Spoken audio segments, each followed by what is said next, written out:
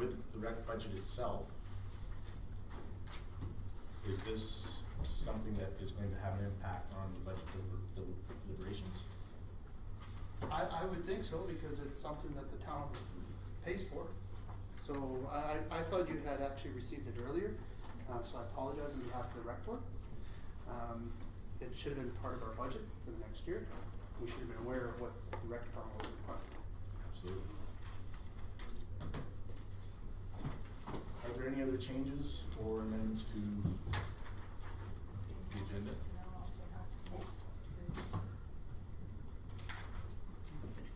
With the in-camera, as the mayor just pointed out, it's a personnel issue and is it emergent?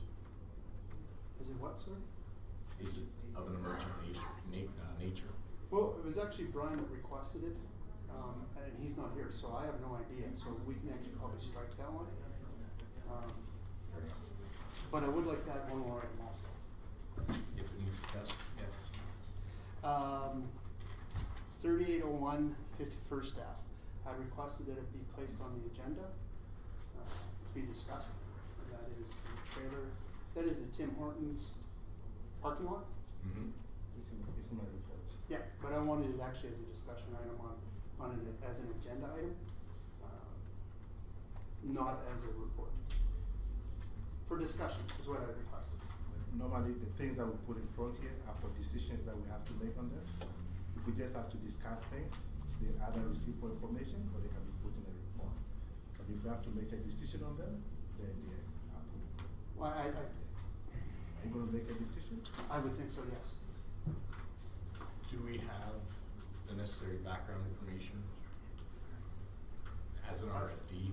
I had requested for the item to be placed on the agenda, hoping the information is available.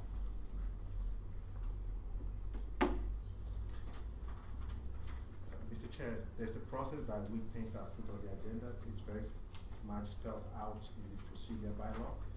What I receive most of the time is put this on the agenda, there's no background information, there's no proposal. And so to accommodate the request, I put it in my report so that at least we can discuss it. There were emails going back for the last 4 months on this item. There was information placed there for 3.5 months ago now, stating what would occur. The timeline has expired and nothing seems to have been accomplished or acted on. So the item should be on the agenda so that council can decide what to do. Because it's under direct control. So in order to comply with our bylaws, it has to come to council for approvals. If there's nothing to come to council, then there's nothing for us to prove. It should be just shut down. We could put it under planning for sure. Absolutely. So what is the item here, 38? 3801 51st Ave.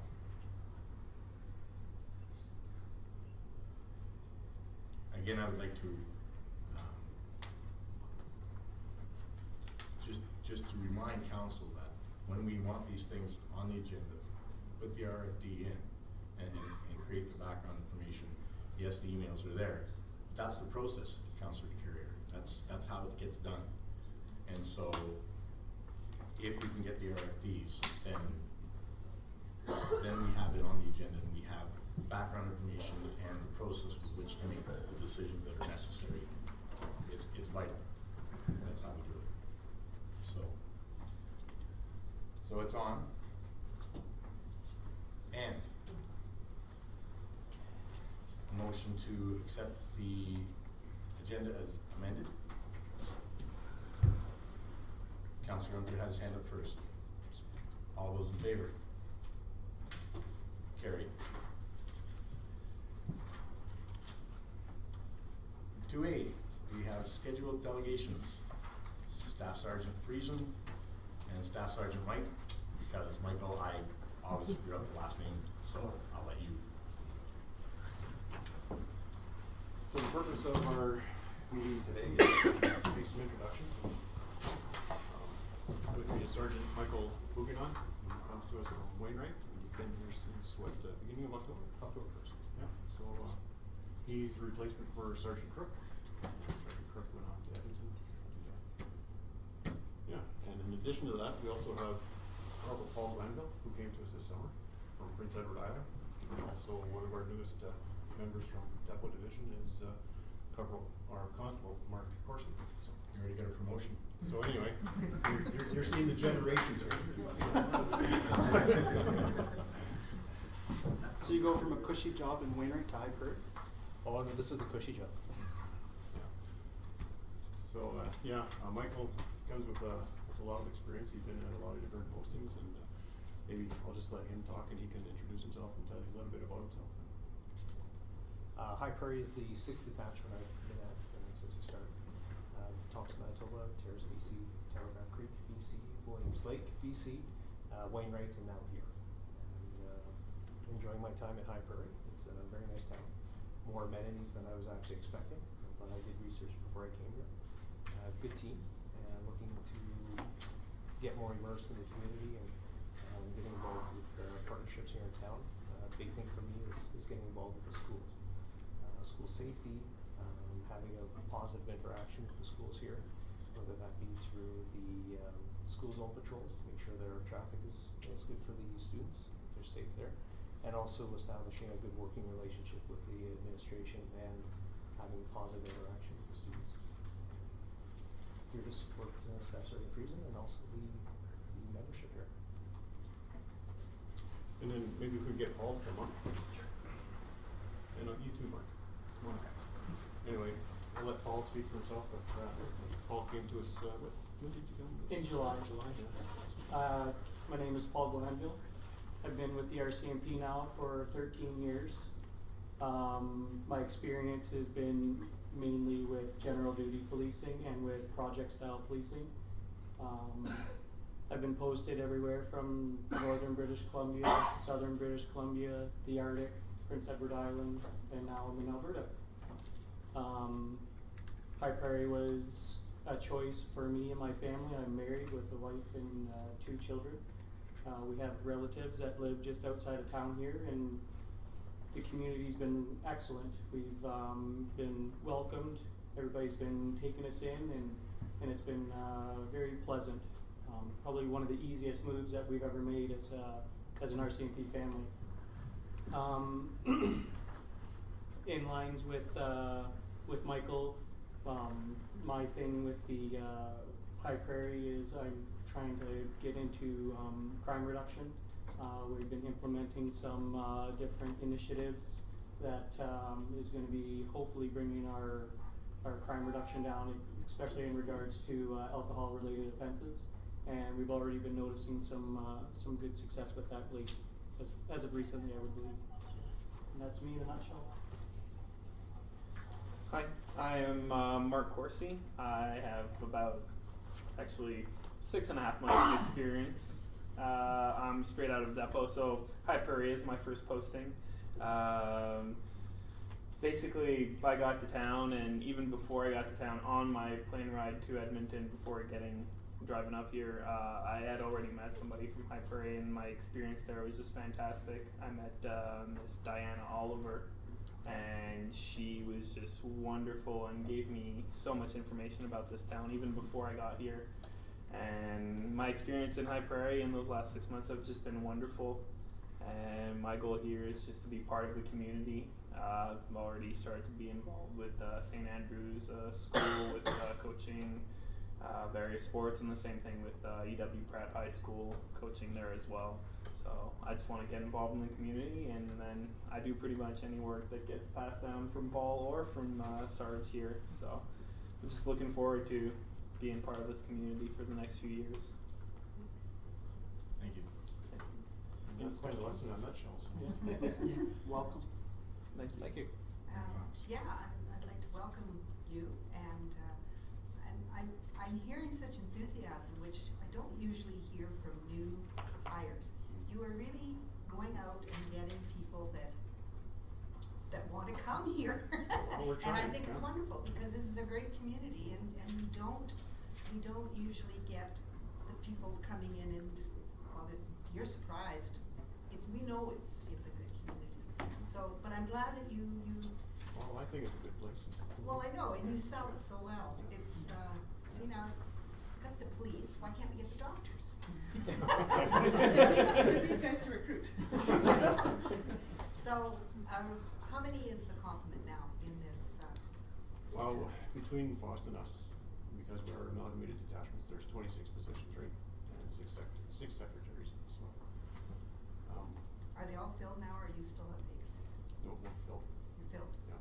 And no maternities off or anything like that? We've got one going on paternity leave here in February. We have potentially one transferring in to us from maternity leave. So, we may be offsetting a little bit, so Yeah. it's, the maternities and paternity leave seem to be something that never used to plague us when I was Well, I don't very young in the force. understand that. Don't they know what's causing it? But that's, I guess that's a sign of the times it's changing, so we gotta flow with it, right? So, yeah. Okay. Anyway, Did you say there's 26 members between the two detachments, or 20 plus 6? 26. 26, wow. It's been a while since we've had a meeting with the RCMP. Perhaps we could schedule an actual hour long, or, you know, where we came in and you did talk a little bit more. Sure, yeah. So I think that's something that, Yeah, and we have to do a kind of a review of the mayor's report. Yeah. Things like that, yeah. So, That would be great. So if we could possibly even direct later on, we can direct our administration to draft up invitation. invitation. I don't know if you even need to do that. You can just pick up the phone and call council. Yeah. Do you know Mick Sweeney? I think it was Mick Sweeney. Bill We Sweeney, met- Bill Sweeney? Yes. Yeah. Actually, I really admire that guy. Yeah, he's very, very well thought of, so. He was stationed here many years ago, and the detachment was much smaller, he reminded me, Mhm. back then versus now. Yeah. No, it's, I guess, there's so much operational, backup that has to be taken into account these days. That, you know, I guess back when Bill was here, you know, seeing a member even wearing, say, a bulletproof vest, that would be an oddity. And today it's an oddity not to see it. So, Well, he might have been wearing it back then, but there was a lot fewer of them. And there was no paperwork afterwards. yeah, but no, it's all good, and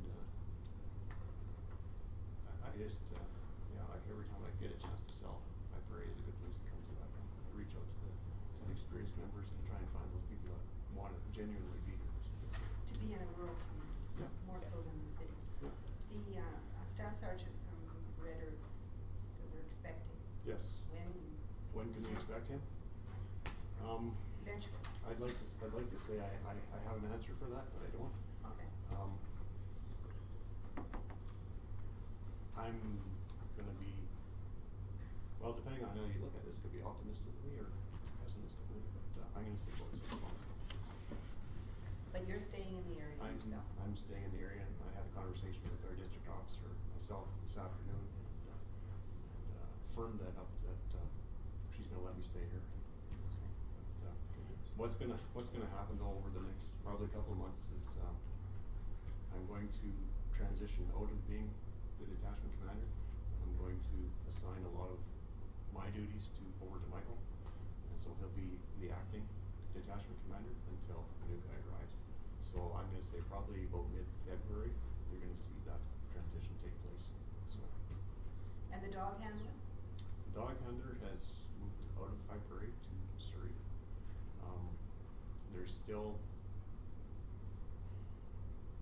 an uncertainty as to where that position is gonna be placed. There is a movement to relocate that position from High Prairie to Peace River. I've made numerous business cases and attempts to try and keep that position here. And I hate to say it, but I think I'm losing that battle. Is there anything council can do? Cause I think it's well worthwhile too, it's something that we should be talking about. Well, certainly, if you feel that that's something you want to keep here, I can understand your want to keep it here. If you were to write some kind of a letter to our district officer, Chief Superintendent Brenda Luckett, Okay. she would, I think it's important to her to hear from council as to their desires, so.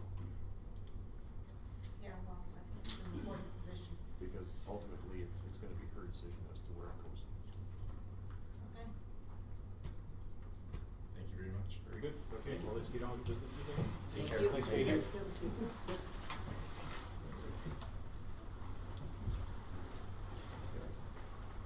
Now, 25 after 7, we have open to public delegations. And if there's any public delegations,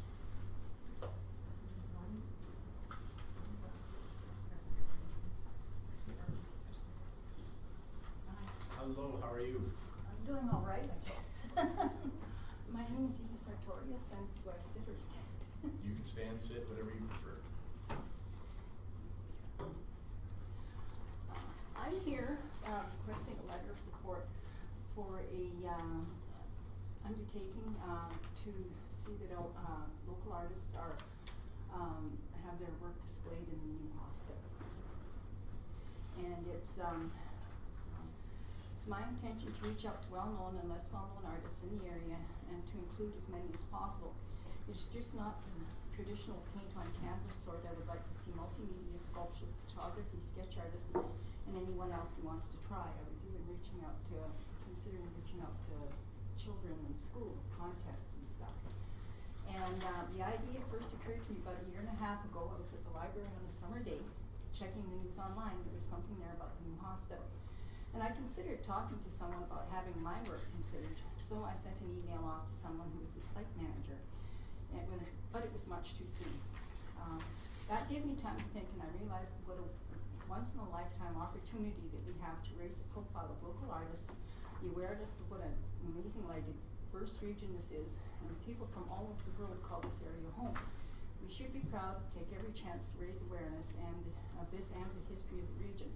Finally, I would like to take the chance while we have time to think about providing sacred spaces for everyone, not just a non-denominational chapel, but an acknowledgement and offer of welcome to all faiths and creeds. When we or a loved one are ill, we tend to fall back on faith.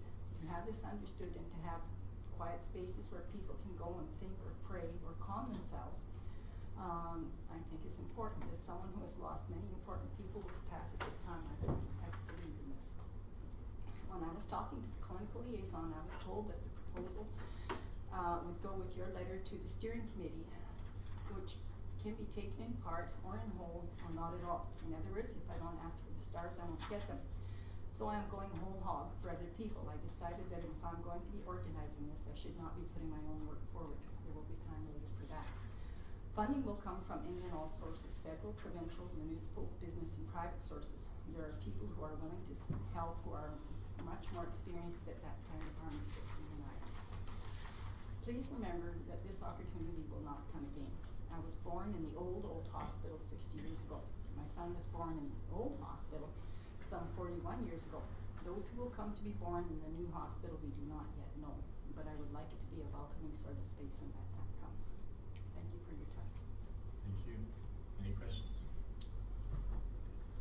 This is an agenda item for later on tonight.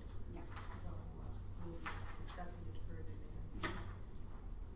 Very commendable. Oh, thank you. Thank you. I can go on. Yeah, thank you for coming. It's nice to meet you all. Thank you. Any further public delegations? Seeing none. 3A, page 4 of your agenda is the adoption of the regular meetings of council November 26, 2014.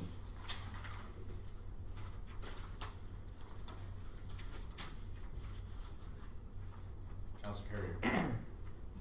Move that council approve the minutes from the regular meeting of council held on November 26, 2014.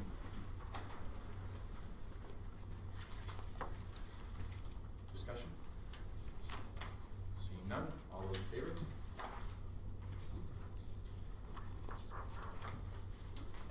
Business arising, we could have even put probably the 3801 there as well, possibly.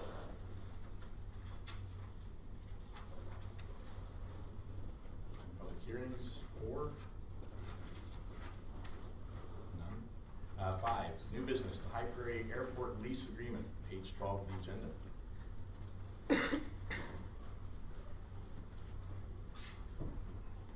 Councilor. Make a motion that council direct administration to work with MD of Big Lakes to draft the High Prairie Airport lease agreement and for it to be brought to a future council meeting for council review. Discussion.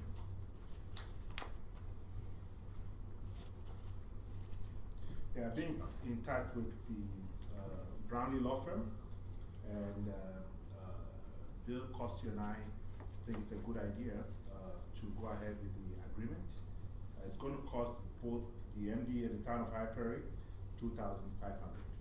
And so the agreement is going to be made by Brownlee. Because they represent the two organizations, there is a way of trying to get the agreement through without real representation, as long as the MD and the town are in agreement. So to date, what we need to do is have a kind of a retainer form of an agreement signed by myself and by Bill Costi, and then we can go ahead and get an agreement with that. So if we don't get it sometime this year, I'm hoping that by sometime January, we should have that brought before council. Mr. Chairman.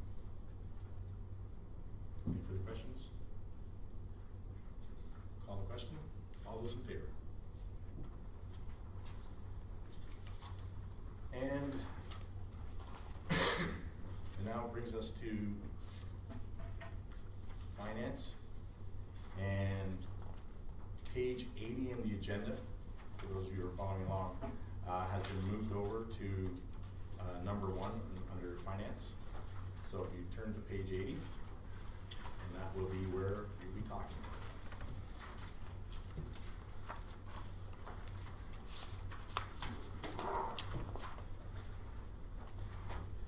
Financial indicator information. Councilor Emter. I'd like to make a motion that we receive for information.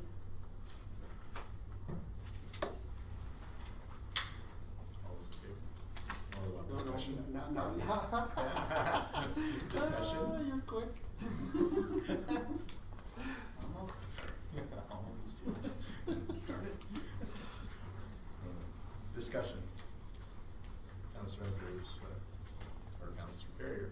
And just in reviewing the financial indicator graphs, if you look at all the communities that we're being compared to in the back, of those communities, how many of them have their own gas department? I only know of one. I didn't look to see how many of them also have their own peace officers. We have 2. So in light of that, that might skew some of the numbers in our graphs. I just think that council needs to be aware of that.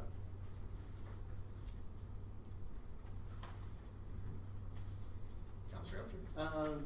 Councilor Carrier, can you tell me which site actually has their own gas besides us? Sundry? Oh, Is it Sundry?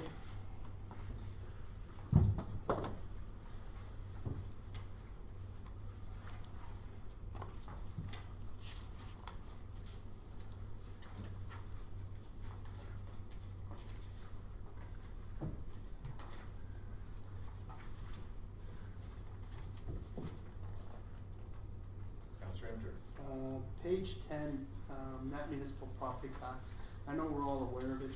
It's just being reinforced here, and hopefully this is what council's going to be focusing on moving forward. It's the, it appears that we have, of the group of 19 being used by municipal affairs, we have the highest tax rate. And owning our own gas, I'm hoping it's profitable. I was hoping that our taxes would be a little bit less. There's give and take on all information. There's variables that are not 100% comparable between any one of us. So there's give and take on both sides, I understand. I just look at that tax rate and or the implication that we're the highest of that 19 group. But substantially, when you look at it also. It's just something I want council to look at. One of the things, if I may, we focus a lot about our tax rate, and we have to keep in mind too, I hope, that one of the reasons we have a high tax rate is the cost of doing business here, with the pool, with 2 ice surfaces, with constables, we have some amenities and some privileges that other communities don't have. And it's important to remember that when we're looking at reducing the tax rate, what are we prepared to lose? What is our community prepared to lose? And so as this deliberation goes on, and don't get me wrong, I'm all in favor of trying to reduce our mill and our tax rate, but in a responsible, fair, and equitable way. One that doesn't impact in a negative way our community. And so, and I think that's fair for all of us, that goes without saying. It's a cost issue. That's why it's high. Where's the biggest costs, where can we make the best savings with minimum and minimizing the impact on our community? That's gonna be a tough one. Councillor Andrew. One comment I would make is that if you go through the report, it's a heck of a lot better than the year before. Things are moving in the right direction. It is looking better. I'm not saying this is negative. You gotta look at the picture and say, we all saw the 2012 or 2011 reports. It's moving in the right direction. I just want us to be reminded of it and to see what we can do. And as a side comment, I love our MD partners kicking in $500,000 a year to help us with our expenses directly with the rec. You know, like that's a big bonus for us. So we have some opportunities. I just think we need to review and see if there's anywhere else that we can do something. Any further discussion? Councillor Dinac. Page 15. Again, taking into the fact that things could be skewed by who they're comparing this to. I'm just going back to when we had the Wage study. pardon me? The wage, salary, wages, and benefit, when we had that company come in and say that we were way low, so we, agreed to the increase in wages, but according to this graph, we're high, so I'm not sure where the discrepancy comes from. Councillor. Using the sundry as the only other place on there with the same selling of its own gas, they have 25 employees and we have 27, which could be the two bylaw officer differences. I don't know. So we should be fairly comparable all the way through. The salaries, wages, and benefits, they were looking at individual roles, may have been low, and so that was being corrected. But whether it's the number of employees that's driving up that cost, I don't know. This is where we have to look at things. And again, I believe Valley View, if I recall right, Councillor, just has more employees than we do. Is that correct? Yes, it is. Yeah. But they do a lot of their own work, right? Yes. Are they used as a comparable on this? No. I wrote down the number of employees for every site just in case I was curious. Mayor Cox. And I would also bring to the attention that we have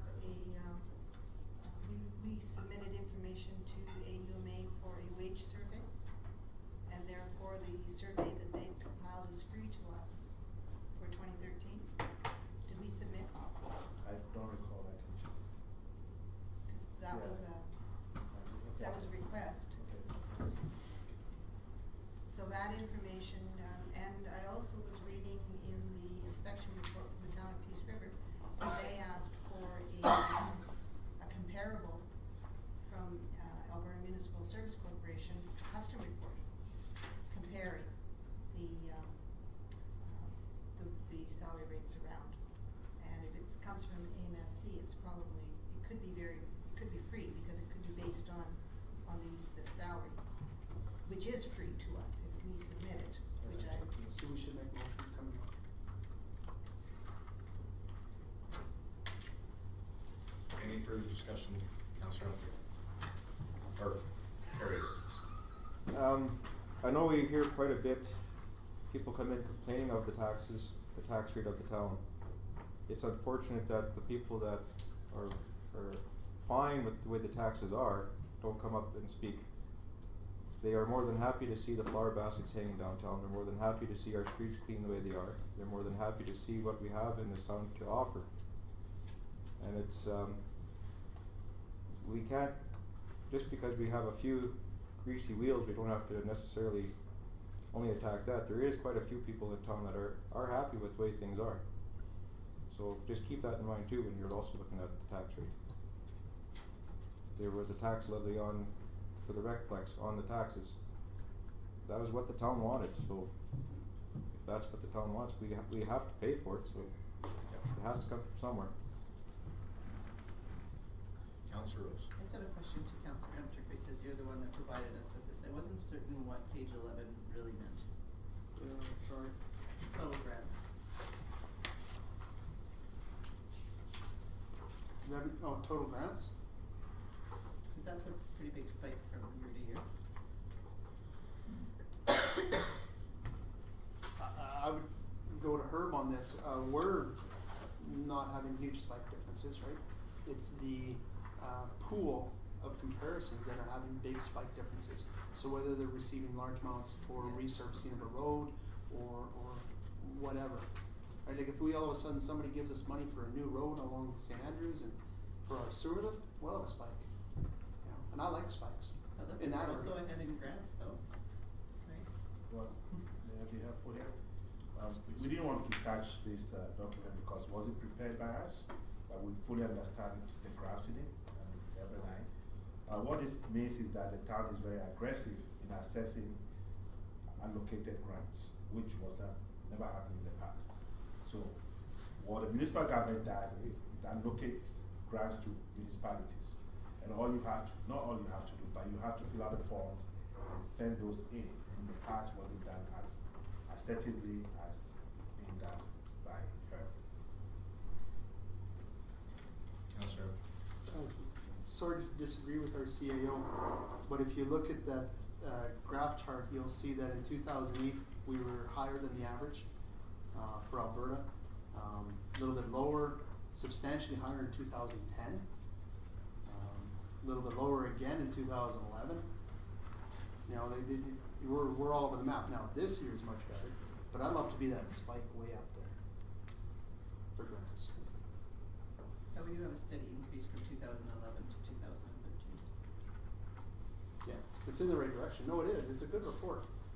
It's a better report, vastly better report than what it was.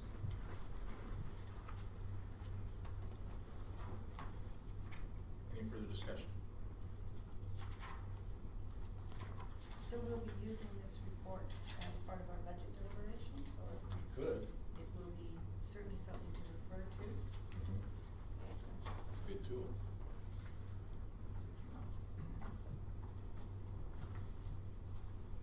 Any further discussion? Yeah, Mr. Chair, just to be helpful, I think this document will be available as we go through the budget discussions. I think one of the things that we're very much aware is that the town is moving in the right direction, and working as a team, both council and administration, we can see the fact that we have more money set aside. We are no longer crying for money. Talking to Public Works, that lots of the roads that we have done, I mean, a couple of years ago, it wasn't a pretty sight. We're moving in the right direction. The issue of taxes come up. I think if you look at page 10, what it does speak to is that we are lacking behind in terms of full cost recovery. I know when it comes to talking about utility rates and taxes, it's an emotional matter. But if you see the property taxes that high in terms of difference, just a few months ago, St. Albert, a few other municipalities decided to make sure that the users pay for what they use. Because what's happening in page 10 is that property taxes are being used to subsidize some of the deficits in the utility rates. As to how much the deficit is, I'm not too clear. It may be not as much as we thought or projected in September. It might be much, much smaller. But as we go beyond the year, it might be something that you may want to take a look at in terms of focusing on bringing the taxes down as you move utility rates too high. Yes, and I think our discussion's being that as we raise the utility rates, whether it's one foul swoop or whether it's incrementally, we can reduce accordingly our mill rate down to marry and mirror the rise in the utility rates, thereby spreading it out more fairly and equitably amongst all the ratepayers, and at the same time giving the taxpayers the benefit as well. So there's opportunities here. There's to bring that mill further down without having too much of an impact on the community. Any further discussion?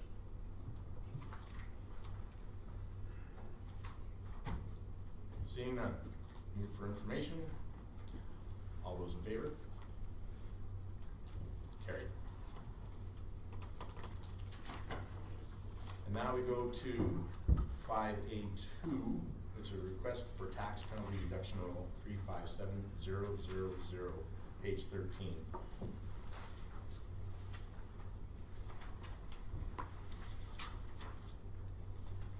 Counselor, or Carrier. That council approve the request for tax penalty reduction for roll number 357007 or 000. For information. To approve. Oh. That council approve the request for tax reduction for roll number 357000. Tax penalty. Tax penalty, yeah. Tax penalty. Discussion. Counselor. I believe we have the people involved on this matter at hand, if they'd like to coach, if we have questions, are we allowed to ask them directly? Or do you want this staying here? I think it would be fair. I think it's prudent that we talk to them. Okay. We've done that in the past. So, if you'd like to come forward, please.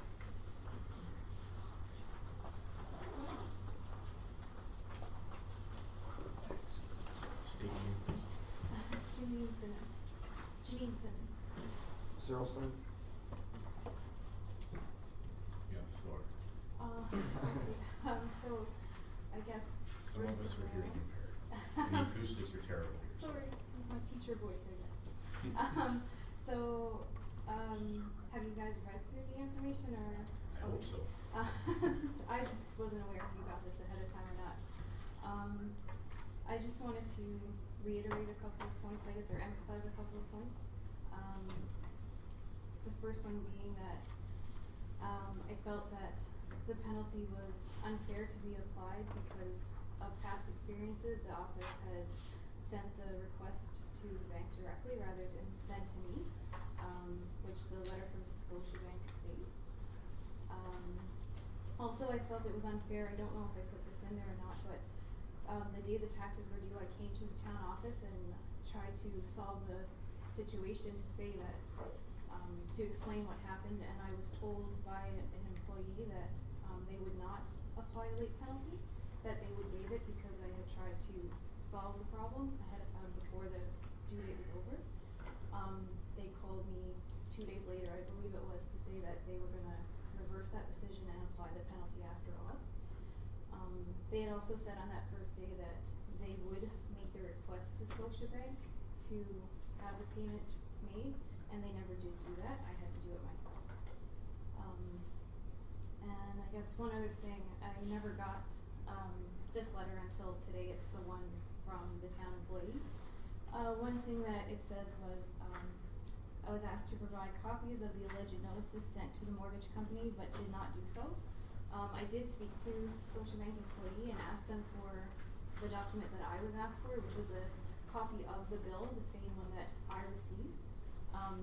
They said that when they are asked to pay taxes, they don't actually get that. What they get is a listing, and it's just 3 or 4 lines of information. They don't actually get the bill. So she said that what I was asked to provide doesn't exist. So I made an attempt to find that document, but it doesn't exist, so I couldn't provide it. So, I guess those are just the main points I wanted to highlight. Thank you. Any questions? I noticed the letter was dated, received November 7th, and I see that we're receiving it December 10th. Curious as to why it took 4.5 weeks to be placed on the agenda. I had asked for it to be placed on the agenda. December 10th? For November 26th, sorry. Okay. I was told that they would they would try to get it added. They didn't know if it was possible at the time. And I was here on the 26th, but it was not on the agenda, and I was told by another person that there was never an attempt made to have it put on the November 26th, even though I was told that it would be. So. Okay. I did contact the loans officer, Bank of Nova Scotia, and asked them to clarify their statement because it could be considered ambiguous. And I asked them to confirm whether they received the role or the group billing or however it was. Unfortunately, Trina did not have the answer at hand and had to contact service group, who has not responded in time for the meeting. So I'll be honest, if they can prove that the last 2 years we've sent it to them, I'm fine with waiving it. If they say you gave it to them, I'm gonna say sorry. Yeah. I Pay your bill. would agree with you. I would agree with you 100%. Right? So I would love to wait until we find out. Now, I know what administration's saying, but we're hearing two different stories, and the sentence provided is ambiguous, and you can interpret however you like. So if she can write us a letter stating that yes, the town has mailed directly, then we waive it. If she says no, I received this from the mortgagee, then you pay your bill. Yeah, yeah. That's my feeling. Any other discussion? Questions? Council Carrier. And just reading it, they noticed that there was a problem. They come in, they tried to fix it. They paid their taxes immediately once they were aware of the problem. So there was a little bit of confusion between where the bill was sent or how it was done. I see no issue in this. They tried to correct this problem as soon as they were made aware of it. I would have to say that I don't even know that I would say for sure to wait, because we did tell them that they were not going to have a penalty. I mean, it doesn't matter that that employee 2 days later reiterated something different. You were told that the penalty was waived. If she was told that she was going to have to pay a penalty, she may have paid the taxes right there and then, and there'd be no penalty issued.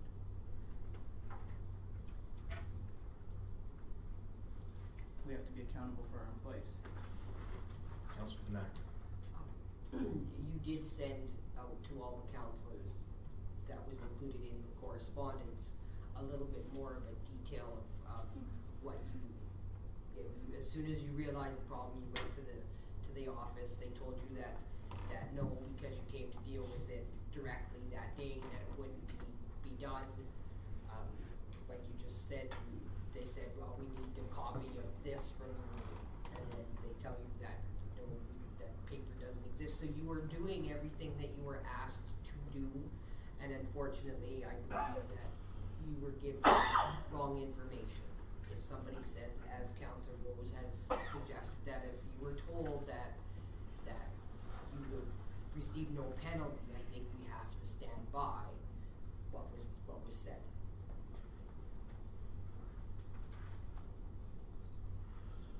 Any further discussion? Seeing none, call the question. Could you read that, please? Please read that question.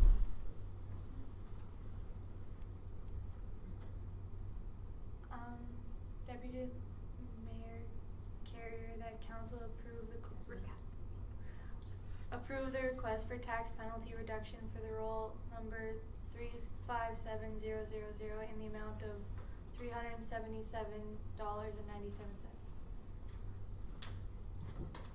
All those in favor? Opposed? Carried. Thank you. Thank you very much for your time. You can stay. Stay and hang out. Thanks for a little bit. Might be a while. You're so fun.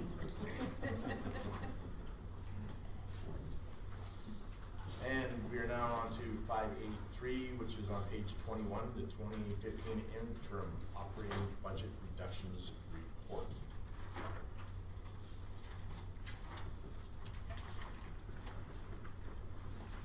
Council Carrier.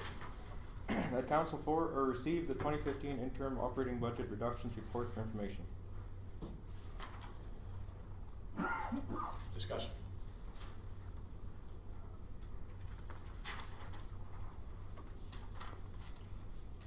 There's been lots of chatter, so hopefully. I have one question, if I may. One of the first things that I noticed was a reduction of $2,500 in the health and safety line item. Just wondering what that entails.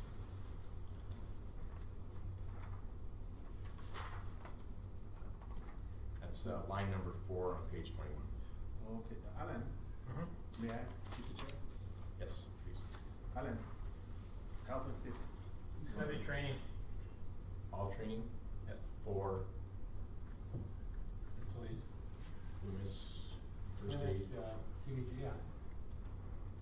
Any health and safety training. First aid.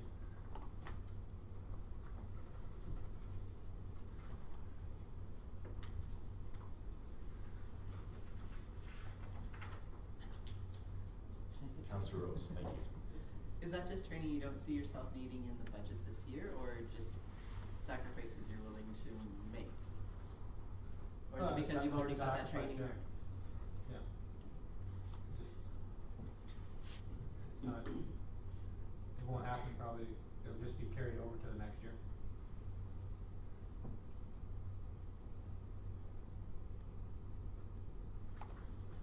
Councillor Entry. I wanted to thank the bylaw department officers for submitting this with a nice little breakdown, shows us all this, shows the cuts, shows what's going on.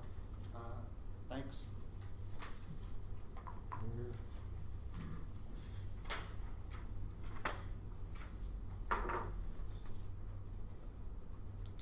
Any further discussion?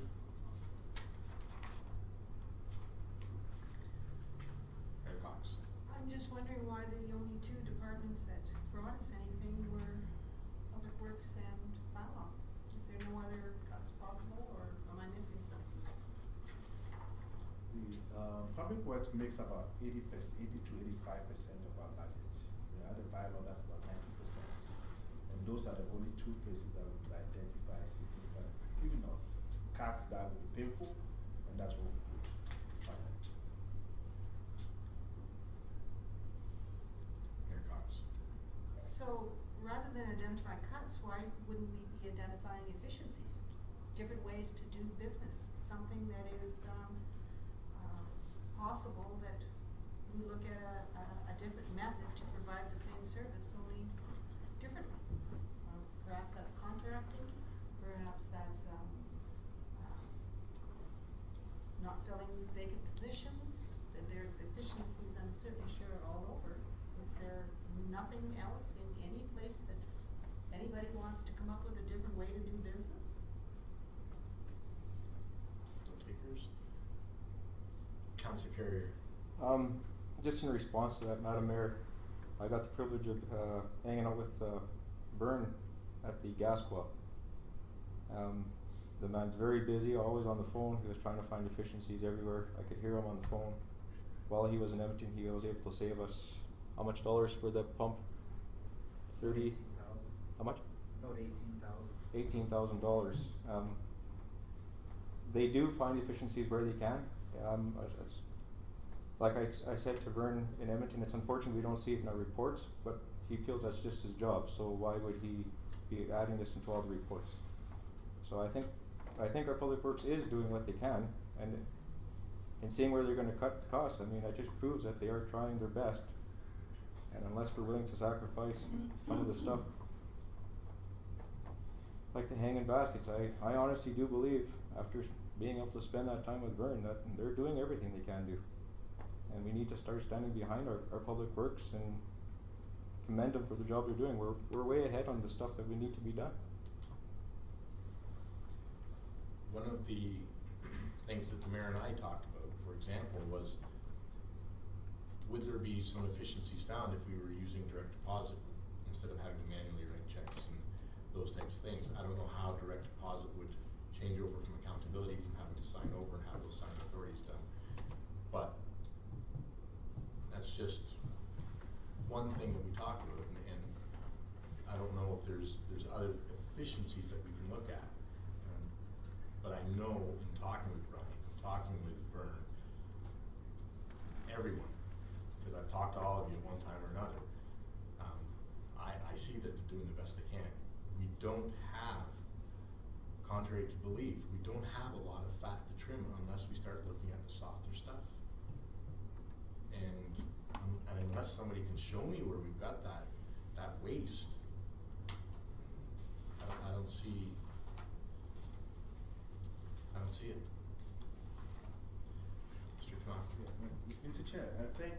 when it comes to budget, I think it's always going to be very emotional. And when it comes to the work that the staff of this town do, I'm a little sometimes more emotional because I see them every day and I work with them every day. And for most staff members, this is their home. And most of them have done this job. You take Ben and Brian, between them is about 50 years of work for this town. I've not seen any group of people that love their town more than the employees. And each and every time we get together is how best can we serve the town. Unfortunately, the roles of council and administration tend to differ. That you are more at a strategic level, and when we talk about banking and all of those, and then it becomes operational, because we're expecting that because you have hired us, Herb and Co should be able to figure out that we're losing money here, let's gain money here. And I want to believe that all the staff and employees are professionals, and they want to do the best that we can. To be honest, I think the issue of tax and mill rates is an issue. And council has been dabbling so much in how to get that tax rate down. So let's talk about the quiet elephant today. The work by council, Councillor Rose and Councillor Carrier and Mayor Cox, and including all of you on the Intermunicipal Negotiating Committee has yielded some great relationship with the MD. You can see that the programs we have is very, very thin. I mean, trying to cut, it's just trying to help people and trying to help programs, and it comes back to people getting upset at us or upset at you. So the big picture, and we know, is to focus on how to get those taxes down. What I believe the Treasurer is trying to do is pass this year, be able to firm solidly what our capital revenues will be. Now we don't know what they're going to be. The 1.1 million that you will see in the capital in the operating budget presented by the capital revenue, it's monies that we think will come from the lift station if it's completed, half of it is completed in the new year. May not be. If everything is completed, it means that we have zero to report to offset the operating deficit.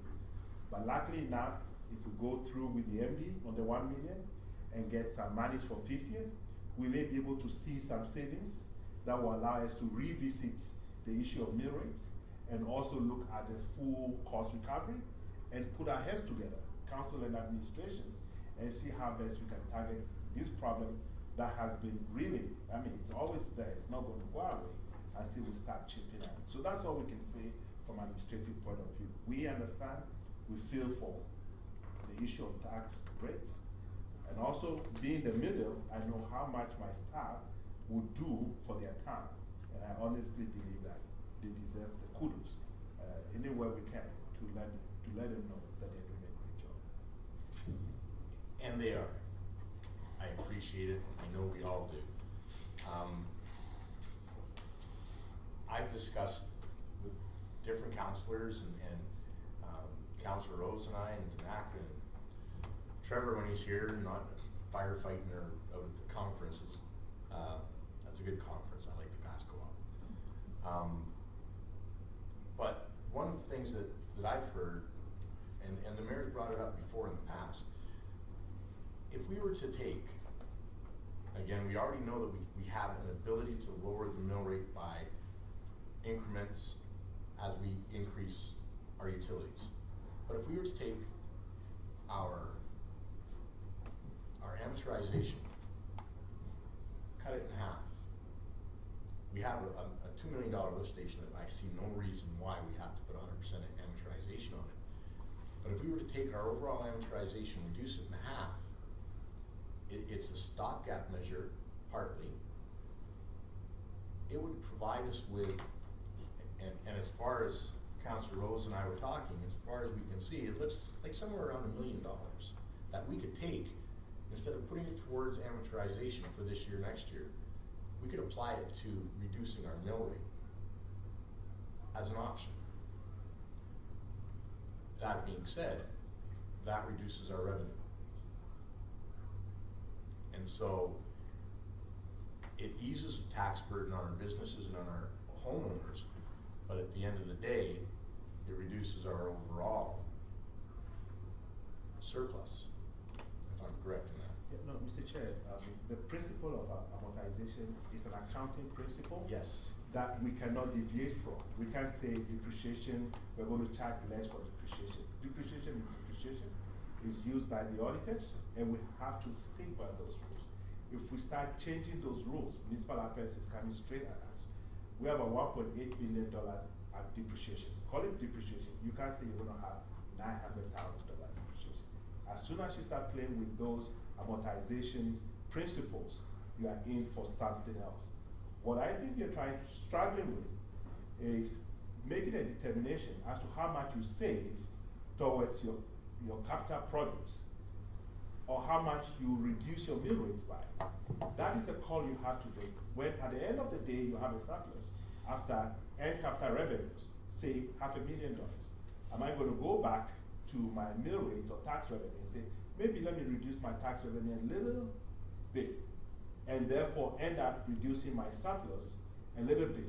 So instead of 500,000, I have 200,000. And then you have to think about your 10-year capital plan and say, am I saving enough for that, or am I going to reduce the mill rate? And there are choices, strategic choices that you have to make. Just options, just something to get the ball rolling for discussion. He's right. I know he's right. But by the same token, and he being Mr. Tamako is right, but hopefully we can instill that discussion so that we can minimize the impact on these cuts of the soft stuff. Funny accounting practices get you in trouble. They do. Just stick with the rules. So, what other ideas, what other suggestions? Further on in supporting what he has to say, and I know I've had this discussion with Herman, and I've talked with Kelly. The amortization is somewhat subjective, and I know I don't really want to deviate from the accounting practices that we are following, which you know, good on us because we're doing a very good job. But the reality of it is, it's almost luxuriously high how we are saving money. Basically, it's a savings program, right?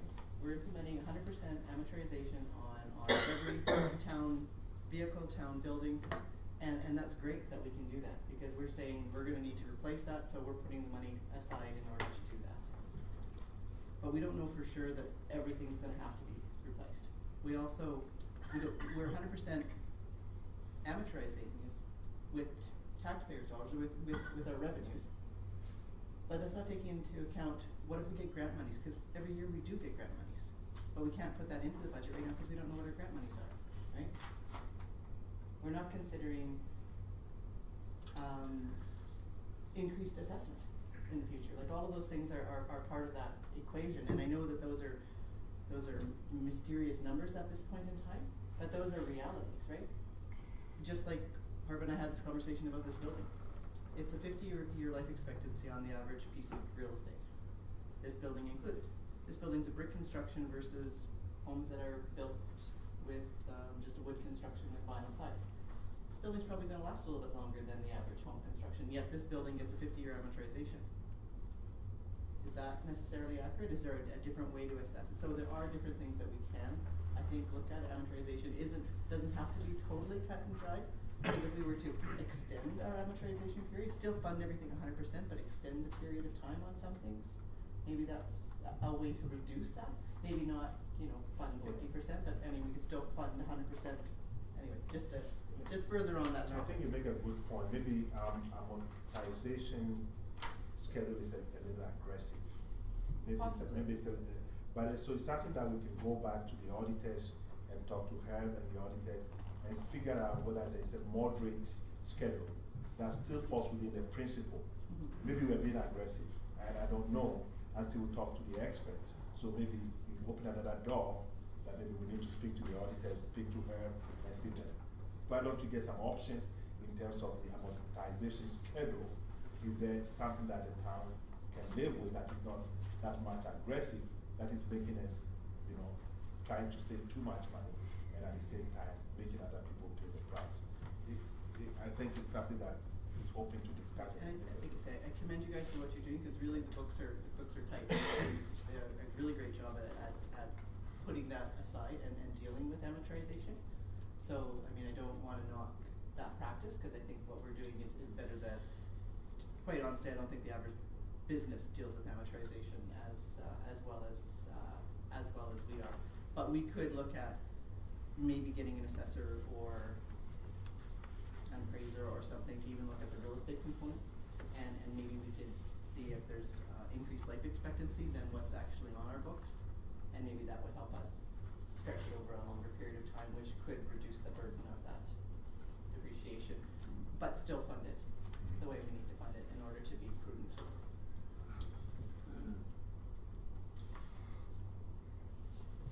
Any further discussion? We have a couple of good ideas. Do we want to make motions regarding directing administration to? We have to do that afterwards. Yeah, I mean, those are things we're gonna have to look at doing. So, any further discussion? Seeing none, that council will receive the 2015 interim operating budget reductions report for information. All those in favor? Carried. And we are now into the Fraser. Are we gonna make any motion? Oh, I was just wondering. Are you gonna make? No, you were the one that brought them up and they're good ideas.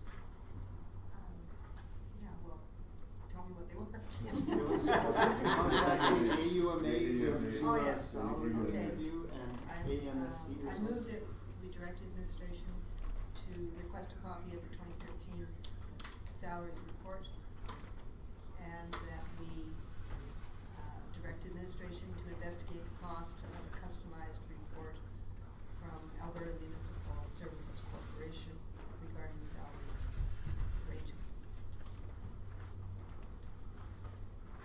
Discussion. And are we getting this all down over there? Mr. Chair, can we have it repeated so that Yes. Mayor Cox, we can repeat that. Wonderful. Do you want me to repeat it with that? about that,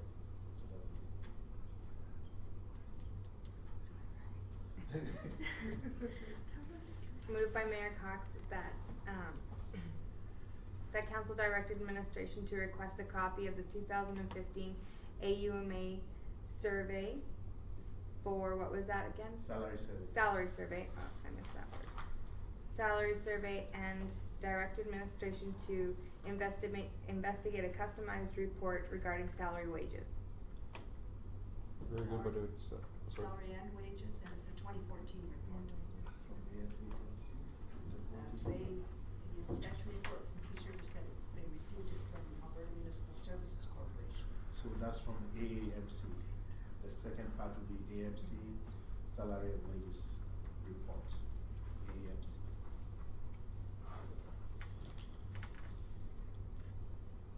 All those in favor? Carried. I have a motion. Fire away, Mayor Cox. I would like to direct administration to provide us with a list of all contracts that are coming up. Maybe all contracts that we have entered into with the expiry date of those contracts for budget deliberation purposes.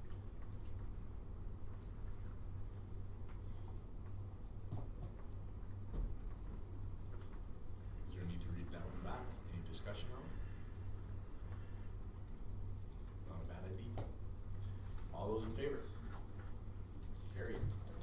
I figured you would. I have spoken with the Freedom of Information.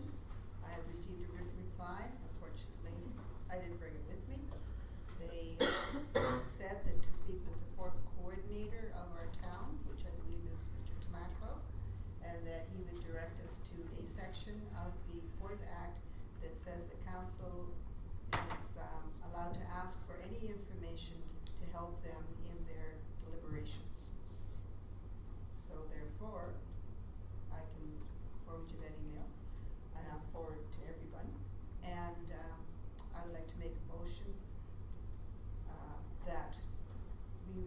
the top 20 industrial or commercial users of the water and sewer system, and that we receive also the top 20 I guess it's residential and commercial users of our water and sewer system. Can I just ask a question? What's the value? I just don't really understand for sure what it is. I mean, they When we use it start to if we start to raise the rates, I want to know which ones are going to be heavily impacted. Is there a breaking point between, especially for the commercial, is there a breaking point between, okay, only the 2 top ones are going to be heavily impacted? How many employees are they handling? Is this going to affect their business dramatically? As opposed to, no, there's 15 of them that are going to be impacted, and how much more of an impact will that be if we raise rates? So I need to know, as a person setting a selling price, am I going to be able to sell this, or are they going to be basically saying, if you raise the rates, we're closing down? So I think we need to have better information on who our customers are and how much are they using of our product. It's strictly a marketing information that we survey that we would need, that type of information. Now I believe at the meeting that I brought this up with before, I was told it was a FOIA issue, and you're incorrect on that. I don't know. I don't have any evidence to say I'm incorrect. Yes, so I would like to make the motion subject to receiving the information, but I'm not gonna be here, and we're not having another meeting until whatever. So, how do you wanna word it? Councillor, Yeah, it's not carrier. Switch your sentence. All I would say is if it is a FOIA concern, if it comes back and it's not clear, then can we review the information in camera? That way it can't go anywhere. Problem solved. Can we just get an opinion from them? You had his opinion, but ask him again. Can you hear the issue? Somewhat. I can hear it somewhat. Okay. The resolution is to get the top, is it 10? Okay. 20 non-residential users and 20 residential users of water and sewer? Water and sewer. And gas, because we're raising gas. No, No, gas is market. it's market. And what are your thoughts on that? Is that okay? From what I understand, it is a FOIP issue. If the mayor can provide something to prove otherwise, we'll have to take a look at it. So, If it's not clear, then let's just go on camera, look at it and be done. If it's clear and concise, then let's look at it, whatever. if it means legal and personnel. It would be legal if we're. Legal, right? It will qualify. You're the fourth coordinator. no, No, you can't. You're the fourth coordinator. You're supposed to be helping us with FOIP issues. oh, I don't know everything. You're down as the fourth coordinator. Tell you additional resolution. All right, yeah, I can research some things and I'll get back to you. I wish I knew everything. I Send that apologize. email to everybody. I apologize, Mr. Chair, and one of my. Mr. Walker. Gas can be looked at as well. We do pay a flat rate through Gas Alberta, but there is a profit margin that the Town of High Prairie takes off of that for the operation of the gas system. So if you wanted to look at the gas as well, there is that provision. Or we just do a flat.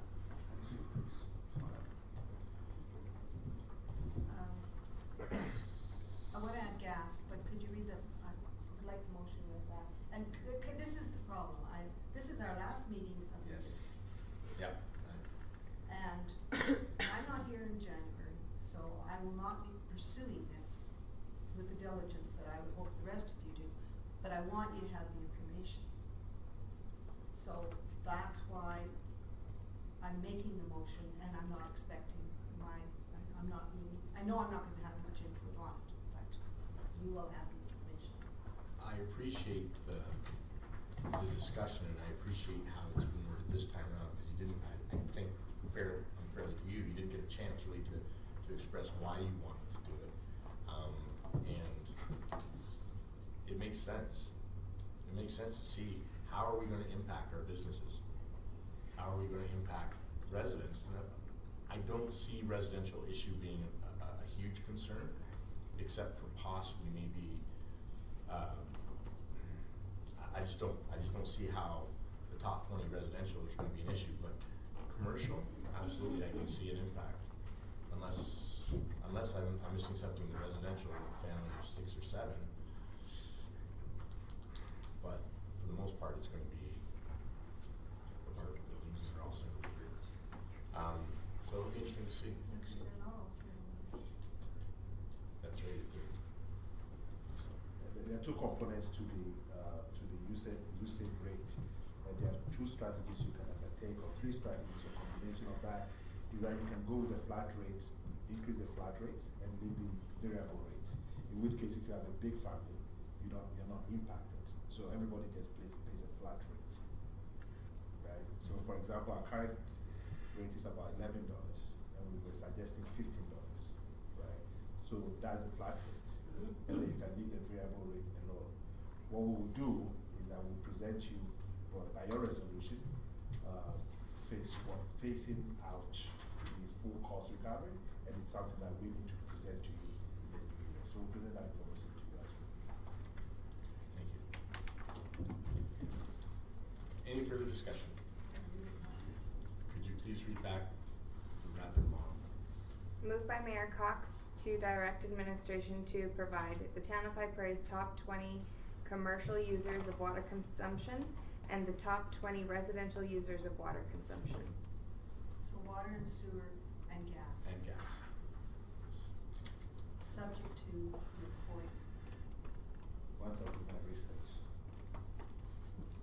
The work for you? Yeah. Okay. I'm trying to figure out how to word it, subject to FOIP. No, I will. If it's an issue, I'll let you. Oh, I'll bring it okay. back to you. Yes, I see what you're saying. Okay. So we'll go with that. Yeah. If it's still an issue, then you won't bring it back. I will. You'll let these people know. I'll let you know. Yeah, okay. Yeah. That being said, come on up. All those in favor? Opposed, none, carried. 10-minute recess, please.